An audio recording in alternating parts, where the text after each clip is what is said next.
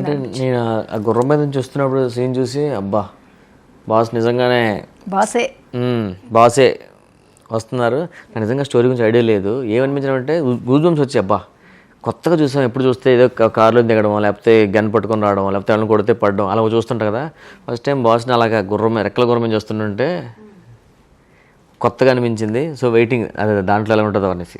Yes, ఆయన 150 చేసిన తర్వాత సైరా వచ్చింది కదా. సైరాలో ఒక డిఫరెంట్ క్యారెక్టర్, జనానికి తెలియని క్యారెక్టర్లో ఒక డిఫరెంట్ ఆహారం, ఆ గెటప్ వేరు, చాలా బాగా అనిపించింది అసలు ఆ క్యారెక్టరైజేషన్లో. సైరా నరసింహ సైరా సినిమాలో మీరు నమ్ముతారు నమ్మరు, సినిమా సంగతి నాకైతే బాగా నచ్చింది.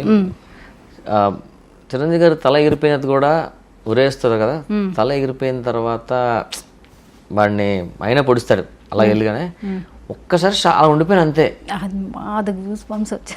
దాని తర్వాత అలా, ఎందుకంటే చిరంజీవి గారు చనిపోయారు అనే సినిమాలు మనం ఎక్కడా చూడలేదు.